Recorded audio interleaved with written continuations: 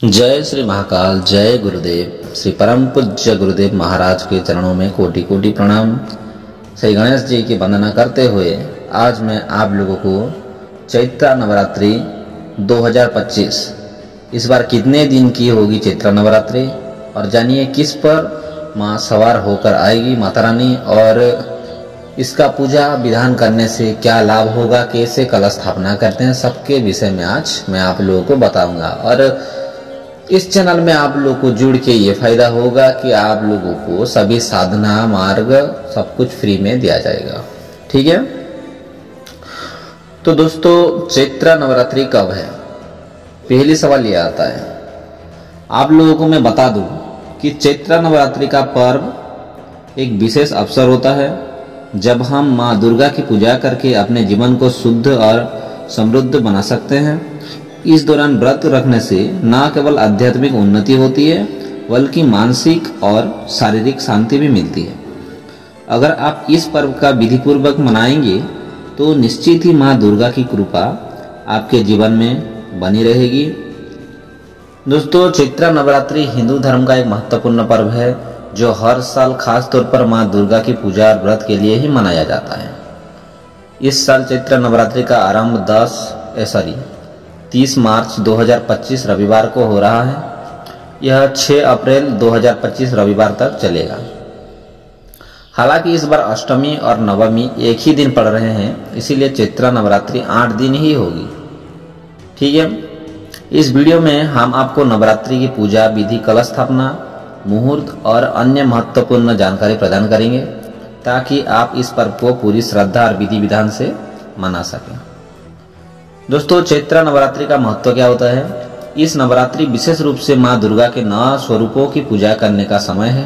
इस दौरान नवरात्रि व्रत करने से व्यक्ति की सभी मनोकामनाएं पूरी होती है और जीवन में सुख समृद्धि का आगमन होता है। माँ दुर्गा की पूजा से न केवल मानसिक शांति प्राप्त होती है बल्कि ये शरीर और आत्मा से भी शुद्ध करती है। दोस्तों अभी जानेंगे कि किस वाहन पर माता रानी सवार करेंगे। आप लोग खास तौर पर देखा होगा कि माँ जो दुर्गा माता, उसका जो वाहन है लायन, उस पे ही ज़्यादातर रहती है। लेकिन ऐसा रहता है कि हर साल माता नए नए वाहन से वो सवारी करती है। तो इस बार किस में सवारी करेंगे?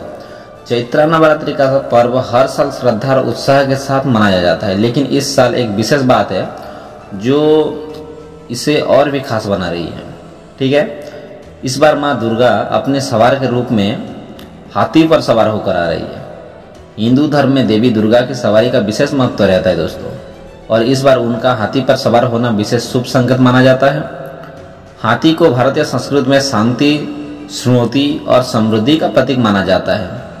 आप लोगों को पता है माता लक्ष्मी के पास भी हाथी रहता है और माता दुर्गा का ही एक स्वरूप है माता लक्ष्मी। जब माँ दुर्गा हाथी पर सवार होकर आती है तो इसे विशेष रूप से शुभ माना जाता है।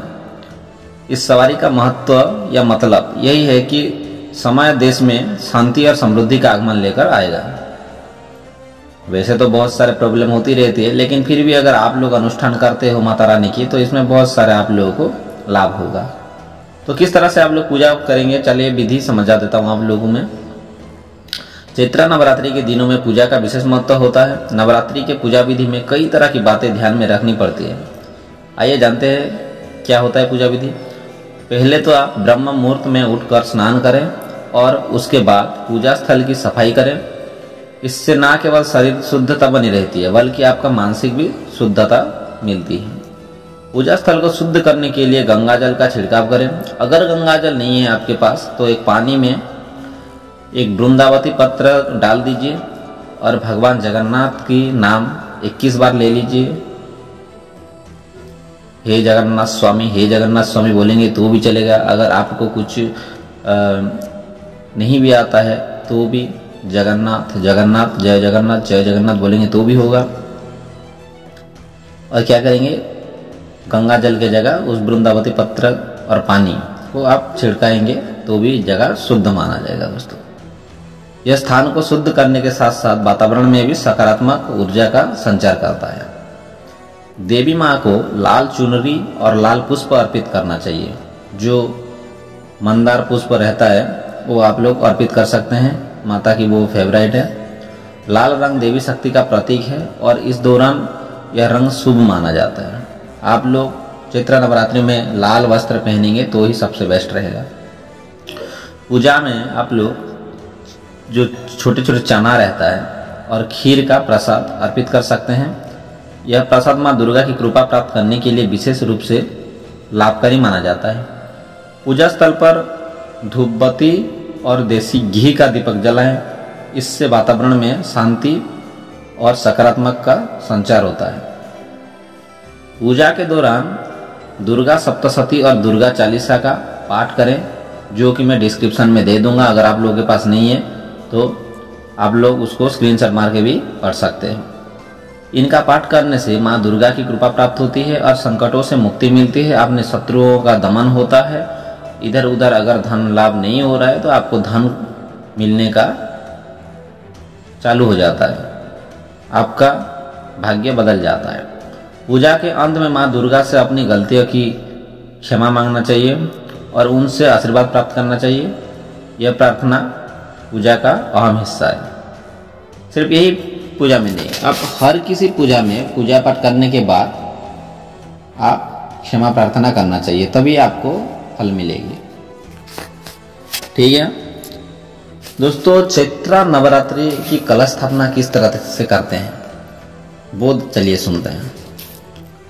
अगर आपको कलश स्थापना नवरात्रि की पूजा का एक महत्वपूर्ण हिस्सा होता है। इस दौरान विशेष मुहूर्त में कलश स्थापना करने से माँ दुर्गा की कृपा प्राप्त होती है। 2025 में कलश स्थापना के लिए आप लोगों को इस विधि से अपनाना होगा।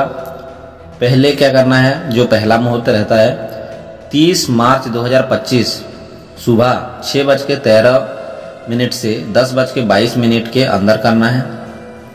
ठीक है, 6:13 बजे से 10:22 तक याद रखना। दूसरा मुहूर्त जो है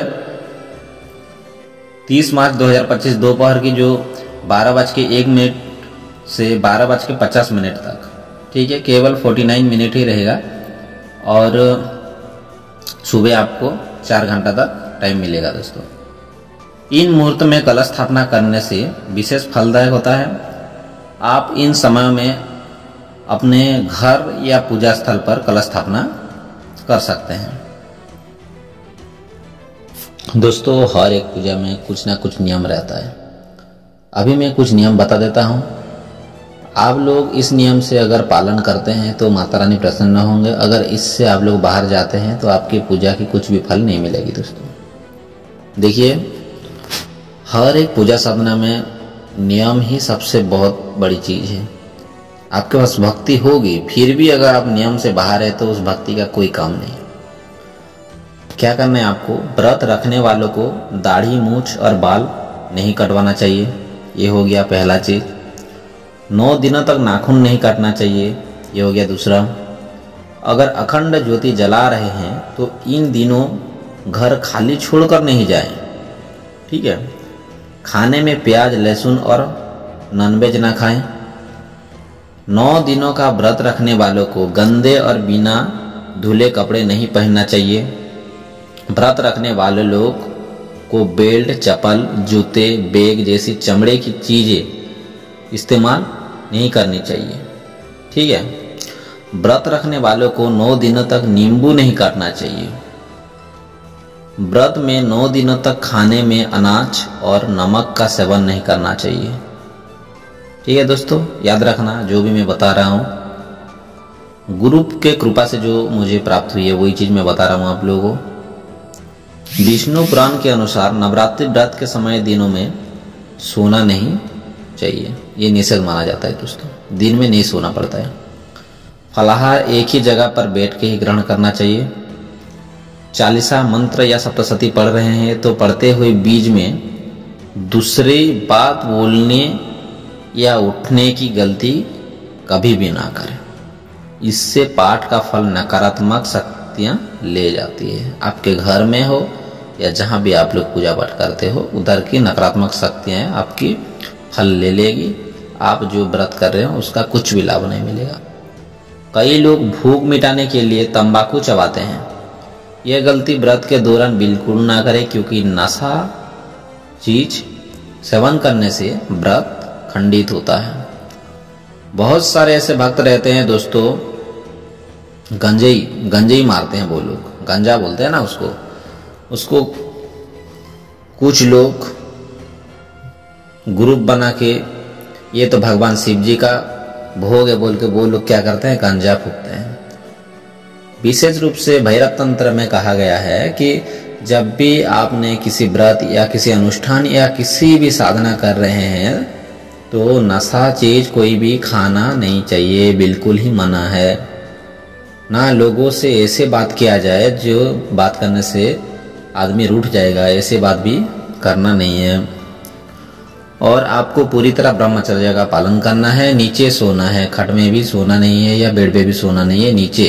नीचे मतलब नीचे में आपके फ्लोर या मिट्टी के घर है जो भी हो, उसके ऊपर एक आपको बैठने वाला चीज कुछ डाल देना है या सोने वाला चीज कुछ डाल देना है और उसके ऊपर आपको सोना है दोस्तों। और बिना आसन से आप लोग बैठे नहीं, बिना आसन पे आप सोए नहीं। और जो अपने पैरों से एक अंगूठ से, ठीक है, एक अंगूठी से आप लोग मिट्टी को रगड़े नहीं। ये सब चीज़ों का ध्यान रखना चाहिए पूजा पाठ में, तभी आप लोगों को दोस्तों इसका फल मिलेगा। याद रखना, किसी भी पूजा पाठ में अपना अगर पूरी फल चाहिए आप लोगों को तो विशेष प्रकार की ये चीज़ आप लोगों को माननी चाहिए। जब तक आप लोग मानोगे नहीं तब तक पूजा के फल मिलेगी नहीं। और पूजा को बीच में कभी भी छोड़ना नहीं है दोस्तों, किसी से झूठ बात बोलना नहीं है। जैसे कि बाकी पूजा में जैसे भी नियम रहता है उससे थोड़ा ज़्यादा मान के रखना चाहिए, याद रखना। और माता को जो भी भोग देना है वो तो मैंने बता दिया।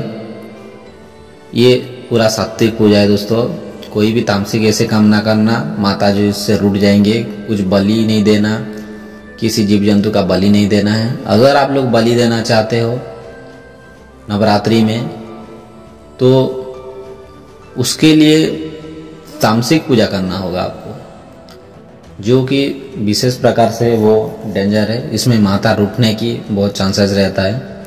लेकिन किसी जीव जंतु को मारना नहीं है या शराब को टच भी करना नहीं है। अगर तामसिक पूजा भी करते हो तो उसमें अनार का फल का बलि देते हैं, वो दूसरा विधि है। जब गुरुजी का आदेश होगा तभी मैं बताऊंगा। गुरुजी से ये आदेश हुआ था कि चैत्र नवरात्रि में जो माता दुर्गा की पूजा होता है उसके बारे में वीडियो डालने के लिए मैंने डाल दिया। आप लोग चैनल से कुछ भी सीखते हैं तो वीडियो को एक लाइक कीजिए और चैनल को सब्सक्राइब कीजिए और अपने सभी दोस्तों के पास शेयर कीजिए और हमारा हौसला बढ़ाइए। इस चैनल में आप लोगों को फ्री में बहुत सारे ऐसे विद्या देने वाला हूं जिससे आप लोगों को दूसरी किसी भी तांत्रिक चैनल से या दूसरी किसी भी मंत्रिक चैनल से आप लोगों को नहीं मिलेगा। ऐसे बहुत सारे गुप्त विद्या जो कि ताल पत्र और ताम्र पत्र गुरुजी के पास है, उसी का मैं विद्या आप लोगों को देना चाहता हूं। आप लोग खुद सिद्धि करके आप लोग लाभ से ले सकते हैं। आज के लिए इतना ही मित्रों। जय श्री जगन्नाथ, जय जगन्नाथ, जय जगन्नाथ, जय जगन्नाथ, जय गुरुदेव।